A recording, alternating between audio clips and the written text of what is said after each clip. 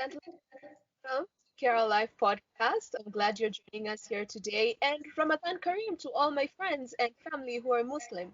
So today we are joined by a brand new guest. She's going to dive us deep into arts itself. Her name is Meghna Giridhar. She is actually the founder of a global curator platform which empowers the independent artisan.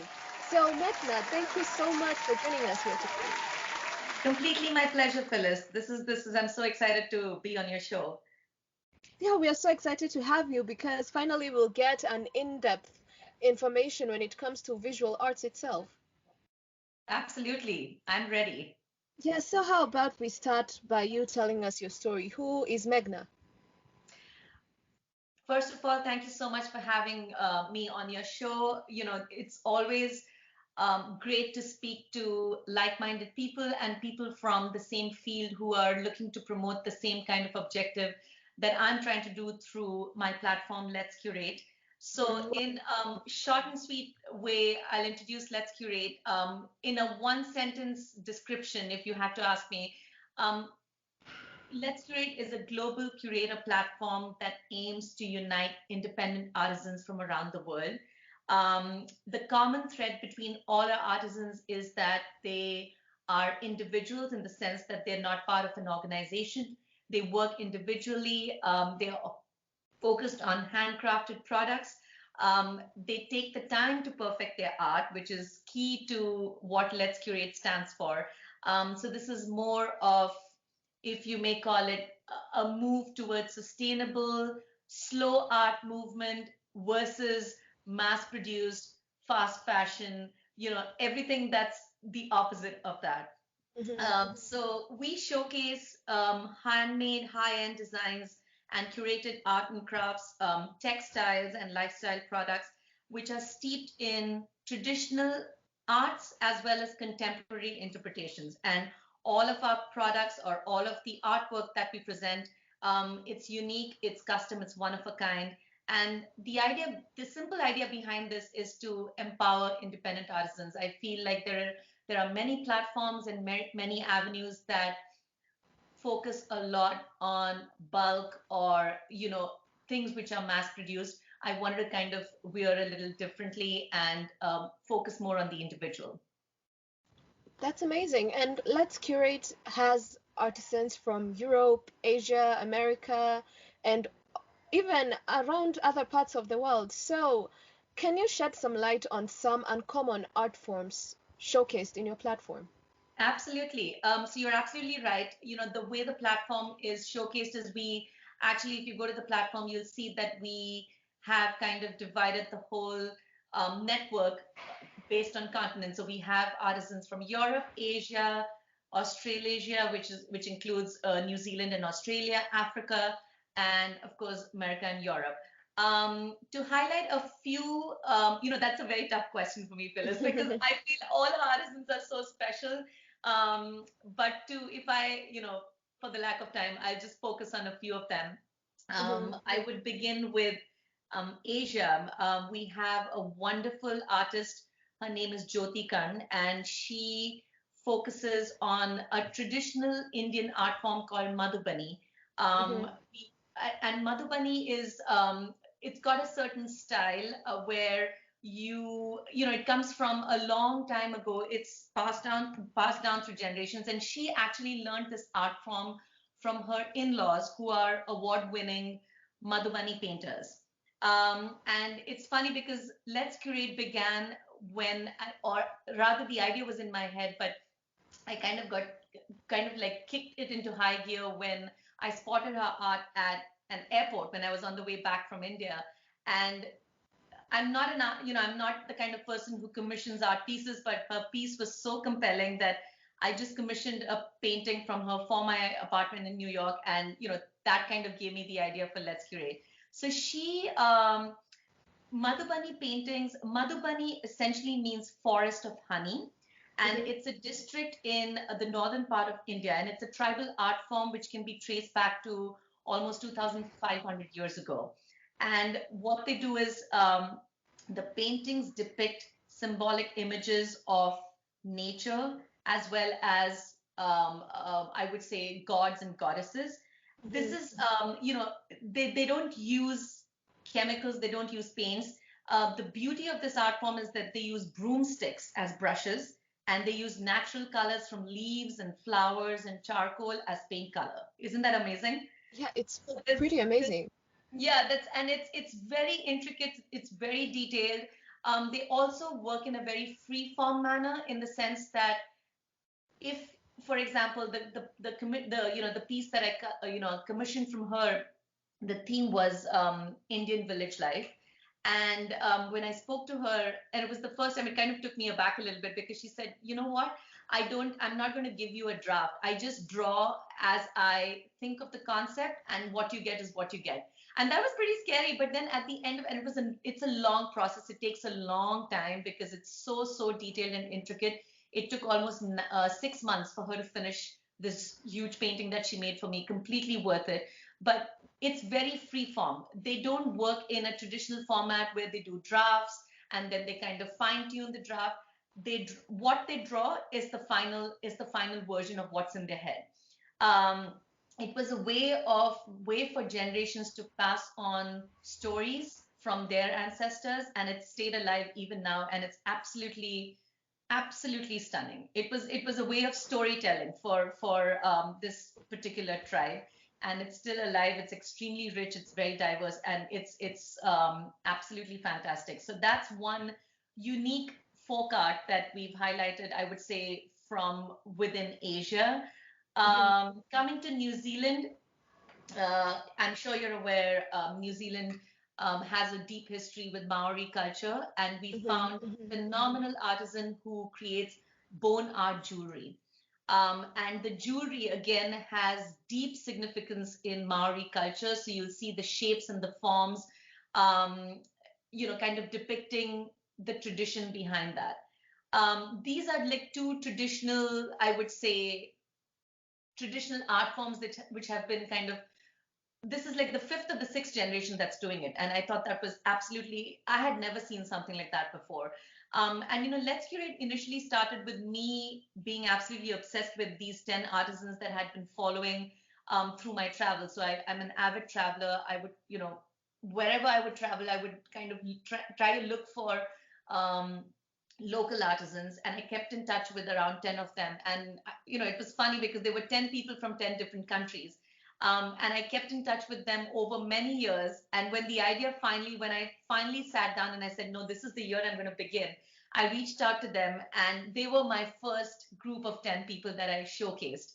So they're all steeped in tradition.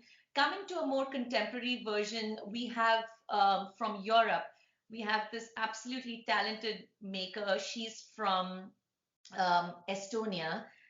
There's one lady from Estonia and one lady from Ukraine, and they both use wire techniques to make their jewelry. And they have a completely contemporary interpretation of that. It's not steeped in tradition. It's a technique that they learned from their older relatives, but they have completely modernized their interpretation of that. And we have a wonderful jewelry selection from them. So wire jewelry is, I would say, something that stands out from our Europe collection.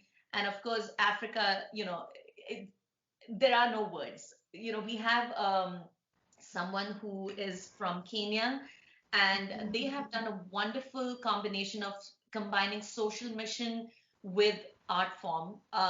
So what they do is all the waste that you see in the oceans. For example, rubber.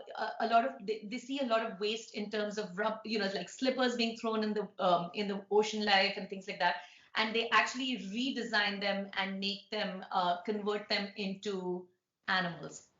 So it is actually converting waste into a sustainable product. And they're vibrant and a fantastic representation of animals that come from Kenya. So Mhm. as you can see, I can go on and on, because I feel like each one of our artisans has something so special, because either they are continuing the legacy from their ancestors, or they've completely gone the other direction and given us a fresh perspective to what we may have seen in the past, and now you'll be kind of looking at it with a fresh pair of eyes. Mhm. Meghna, I've been to several art galleries in my country. We have one that's purely for contemporary art. We call it One of Contemporary Art Gallery. We have one which has mixed art. And what I seem to understand, me myself, I'm not a curator, but as an individual, I normally tell myself that art is not what you see, it's what is inside of you. So for it to appeal to you, it has to speak to you first. So as a curator, what do you look for in these independent artists? I'm looking for a story. I'm Mm-hmm. looking to understand, not to sound dramatic, but I'm actually looking to see the soul of the person who makes it. And I think this is why I wanted to focus on individuals versus an organization, because I feel each one of us carries a combination of stories, our own thoughts, our culture, influences as we've grown up. And I think, in some way or the other, it comes out in the way we speak, we write, or better still, the way you create. So Mm-hmm. every time I look at a product that's interesting, I kind of now, it's been a while since I've been doing this. When I look at something, I kind of tend to look beyond what I see. I would probably not see, yes, you admire the fabric and you admire the way it is presented, or the way, when you wear the earrings, the way you look when you wear the earrings. But now when I look at something, I immediately, my mind goes to, oh, what made her choose this shape? What made him choose this material? What is he trying to say? Is it something that he has fond memories of when he was growing up? Is that something that he is there a message that he's trying to give through his or her creations? So what I'm trying to see is, I'm trying to see into the mind of an artist. And that's what's so fascinating. And I feel like it's kind of universal and kind of like a never ending search, because I feel all of us are unique in that sense. Even though we may have, say, if you and I grew up in the same country, we had the same kind of environment, I still feel you and I are different. So when someone creates something, it may be jewelry, but jewelry can be designed in so many different ways. And I think what the final product is a final product of your thought and your influences. And that's what I kind of, that's my search with every artisan that I kind of follow, or, kind of involve within a network. Well, that's actually a very amazing thought. And Magda, have you ever thought of starting your own art museum? And if so, what would it be about? You know, this is a very interesting question, Phyllis, and I, I I have thought about this a lot, because when I initially thought of this idea, and this idea was kind of like, it was churning in my mind for years and years before I actually kickstarted it in 2019. So I would say this is almost 10 years in the making. And the thing that held me back was, I kept telling myself, you know what, wait, I don't have an education in art history. I'm not a painter. I haven't created anything. I haven't handcrafted anything. Do I have the right to even think of putting this out there? And through my process, I mean, through the process that I've gone through, I realized that this kind of mindset, for some reason, I think it's maybe through the literature that we read, or the art galleries that we go to too, which kind of, it's kind of this thing where, an art gallery is for someone who has a very deep understanding of art.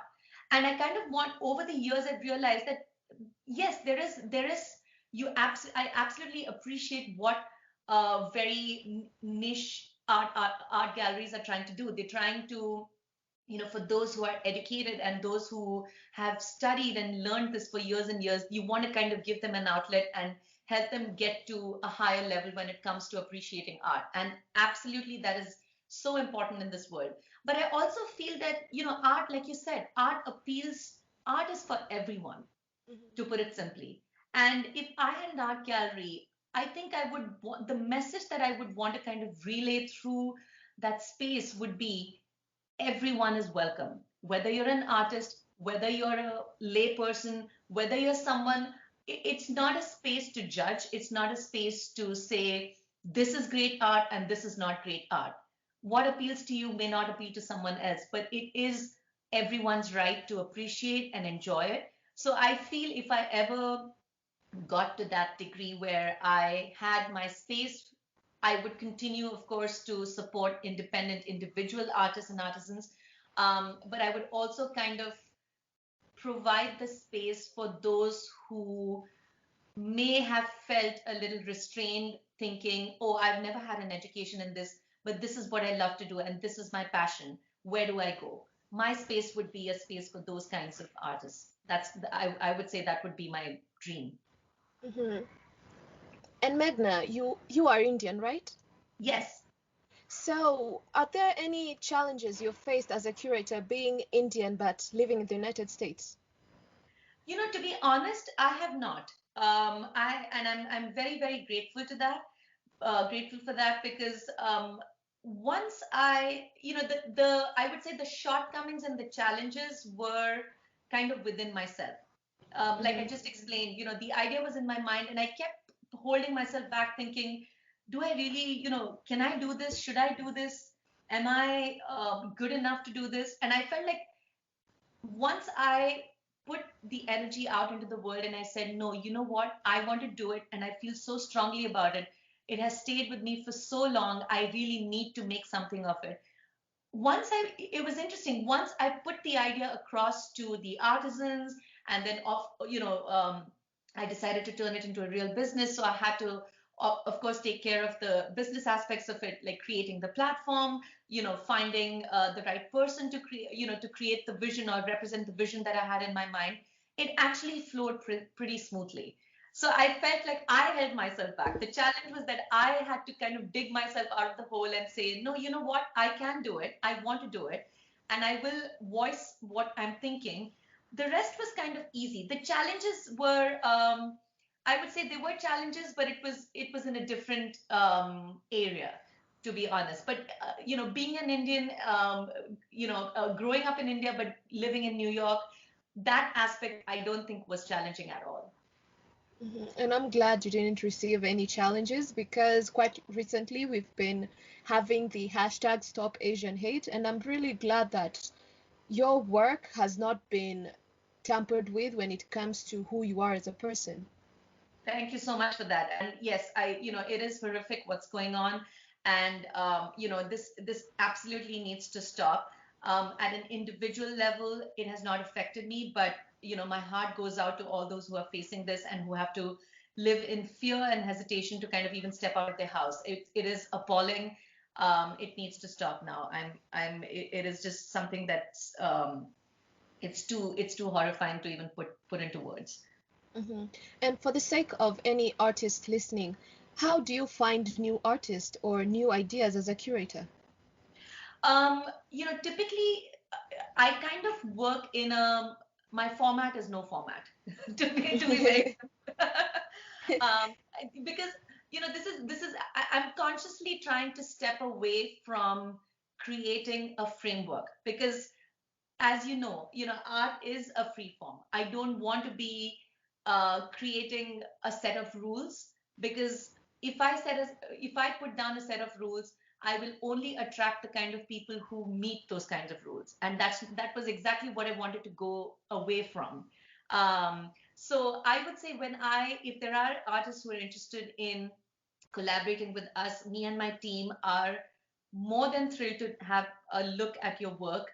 There are a bunch of ways in which we collaborate. So it's not just an online showcase. We create content.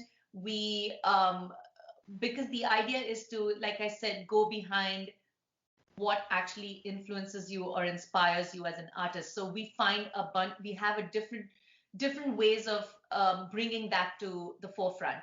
So if there are any artists listening who are interested in learning more about how we could work with them, the easiest way is to reach out to us. We are on Instagram at let's_curate, or you can email us at let'scurateinfo@gmail.com. Please be real. We are a very small team. Please be assured we respond to each and every email that we receive. So I would never, my biggest fear is to miss an email from someone who is passionate and who's kind of interested in showcasing their work, because I feel like I would miss out on something magical. So I'm always very, me and my team are always very much on alert for any kind of new um, emails or any new outreach from artists. So the easiest way is to just reach out through whichever way is the most convenient. And in terms of what we're seeking from potential collaborations is, one, a very defined perspective of your own. Two, something, like I said, we only work with individuals. We only work with people who focus on custom work. So we don't, I would say we are not involved or work with artists who make, say, 10,000 pieces of the same kind of jewelry. We're more about, uh, presenting, say, a ceramic collection of 10 pieces, or like handcrafted boomerangs, which would be a collection of 5 pieces. There are artisans and artists that we have in our network who also change who change their perspective or their inspirations based on how they evolve, and that's again very fascinating. We had someone who we presented a ceramics collection that she made, and it was fantastic. And she came to me a couple of years later and she said, you know what, I'm actually tired of ceramics. I want to move to some other material. And I don't know what it is, but I feel like my time with working with ceramics has ended. I'm not, feeling as inspired as before. I'm going to take a break and I'll be back. And that brought me so much joy because, I felt like she felt confident to come to me and say, give me space, give me time, and I'll be back. And she came back with something completely different. She moved into actually doing a watercolor painting collection, which also we presented. And it was such a wonderful process to see her evolve and change and grow as an artist. And I thought that was a victory for Let's Curate, because she felt confident and she felt she had the freedom to change and grow, which is what I feel is how art evolves. And Meghna, do curators have an ethical or maybe a social responsibility when it comes to their work? Absolutely. I feel like not a curator, but I feel as individuals or in whatever form or shape that we work, it is the need of the hour. It is not something that's a byproduct of a business or a lifestyle. I think it has to be just like you brush your teeth. Having a sustainable lifestyle or an ethical perspective to life is something that we can and should train ourselves to be involved in. And I think it's again a process.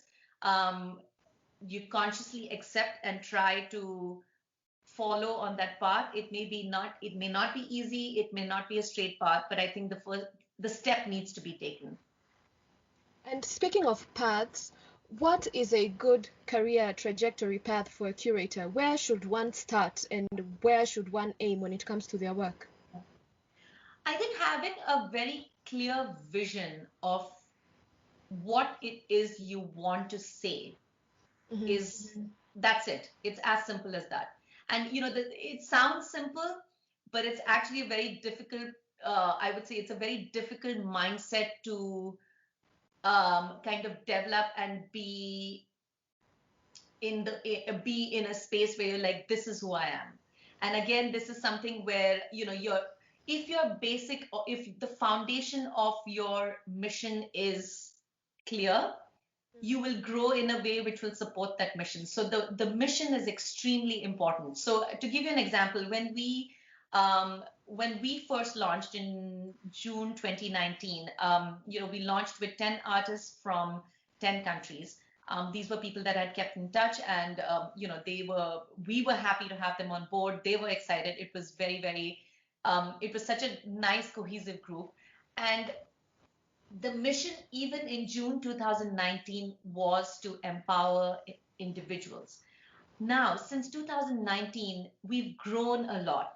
from being an online showcase, we've actually moved to launching limited edition initiatives. We have launched something called Artist Spotlight, where every month we highlight the work of one artist. I'm not talking about artisan. This is purely people who are involved in who create paintings or textile fabrics, or artists in that sense. So we don't showcase products as such within the Artist Spotlight. So we've grown from being, in simple words, an online store to launching multiple initiatives. And we've now, because of what happened was in 2020, we had signed on to a bunch of, to represent at a ton of artist fairs. And as you know, the pandemic hit us, and we were paralyzed for a couple of months. And I felt a huge responsibility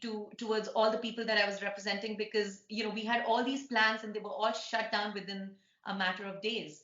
And for 2 months, me and my team, we just didn't know where to kind of take this. But through adversity, like they say, comes opportunity. And that's when we said, you know what, all the stuff that we were supposed to showcase at in-person fairs and pop-up stores, we are just going to do it online. We're just going to start something called Ready to Ship Collection, which we did.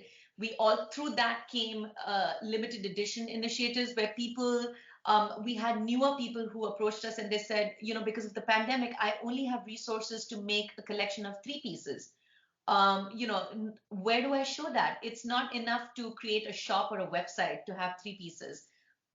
Is there some way you can support me? And that led us to limited edition, where it doesn't matter whether you make 1 piece or 3 pieces or 5 pieces. It's custom, it's handmade. You've taken the effort, you're representing something unique. We will give you a space for that. And that's how limited edition began in 2020. And we've grown to about, I think, 8 or 9 artists and artisans who have showcased their work with us. And we've now also grown to provide resources for them, where we do a lot of video content for them, where artists take us to their studios. They talk about the work that they're currently working on. These are all avenues which is important for them to kind of put a face to their work, and also for the listeners and the customers to understand where the person is coming from. But through all of this, my mission stayed the same. So as a curator, I think it's extremely important to be very clear about what your framework is, in the sense, what are you trying to say? If that message is clear, everything else that branches out of that is just going to support the basic, I would say, the basic thought process. And after the pandemic, do you think that Let's Curate can actually have a face-to-face exhibition? I really hope so. I'm not sure, keeping fingers crossed. I mean, I'm hoping that we can kickstart in summer this year. But, Phyllis, what has happened is we are now prepared for any situation. If, God forbid, the pandemic worsens, or things, still stay unsafe, or it's not kind of, we don't get the green signal to have large in-person fairs, we still have options that we have come up with to connect buyers and artists. However, I still feel I would love an opportunity to talk about all the products and all the wonderful work that our artisans have created, and have a face-to-face interaction with people who are interested in that. I think nothing beats a face-to-face, a meetup, because there is something, there is Zoom and there's Skype and there's the computer and there's all of this, but to actually get the opportunity to hug someone or talk to someone or show them their work while they're standing next to you, I think that's, I hope that never changes, because I think there's something, devices can never replace in-person relationships. So I'm really hoping that we get an opportunity. If not this year, we would be ready whenever things open up. But we've also made sure that we have created avenues and spaces for artists to continue showing their work in some manner or the other. And speaking of art, you mentioned earlier that you've met a lot of artisans from different parts of the world who have art that's filled with culture in it. So do you think that maybe in this century and centuries before, art has actually evolved or maybe changed? Absolutely. I feel it evolves every day. It evolves every day when someone just picks up a paintbrush or someone just picks up clay and says, you know what, I'm going to make this.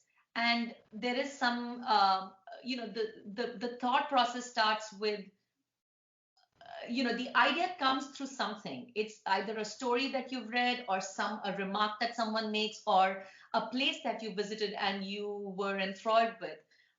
So I do feel that it is the traditional part of, there will always be people who will focus on tradition and there will always be people who will focus on the contemporary. And I think Mm, both need to have the time and the space to grow. I don't think developing one means the death of the other.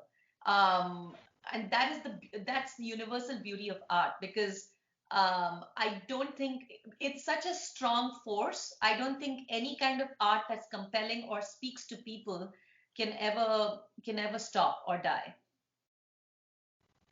and what advice, Meghna, would you give an artist who is listening right now?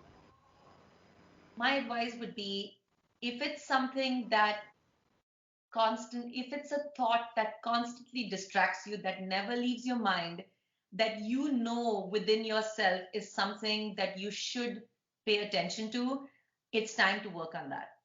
I feel like we are trained to kind of follow the straight and narrow path. We study, we do a job. There are certain rules that somehow we kind of compelled, or we not pressurized, I would say, we just kind of follow the herd, for lack of a better term.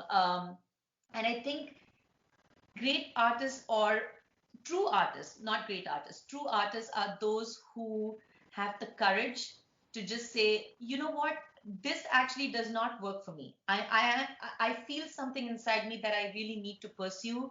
And if it means breaking from the mold, or if it means taking a chance, I would say take the leap of faith. It took me a while to take this leap of faith, and it's not a regret.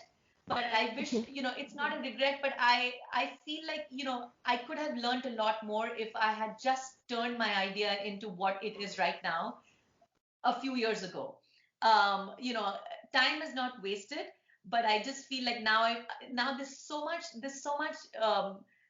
freedom in my thought, because I've kind of like broken the shackles of, am I supposed to do this? Once you break the shackles and break the locks of what I'm supposed to do versus what I really feel compelled to do, I think that's the start of something really good for yourself. And I think that's such an individual kind of feeling, because it's not something you can express completely to anyone.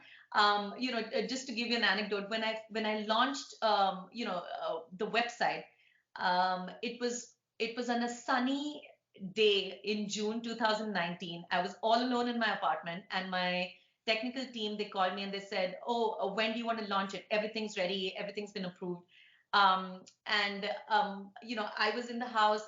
My kids were there. My husband was there. It was a full house. And I knew the next day I was going to be alone because the kids were going to be at school and I didn't have work, I didn't have my day job at that point, because I'd kind of quit to do this. My husband was at work. And they said, do you want to launch it now because we're ready? And I said to myself, I have carried this within me. It's like a baby that you carry within you. And only a mother knows how it feels, right? To give birth and to carry that soul within you. And I said, you know what, let's launch it tomorrow. And the reason I said that was because I wanted to be all alone. I wanted to be just with myself in the moment when I kind of set this platform out into the world. It's kind of like giving birth to a baby.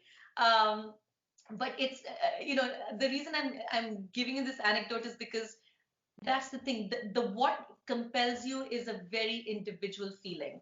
And if it's strong enough Mm. and if you're passionate about it, you need to, experience it completely and be present and just follow it, just follow through. And I feel the courage comes when you take the first step. And as we wind up, Meghna, how has your journey in being a curator shaped who you are today? I feel I'm a lot more fearless.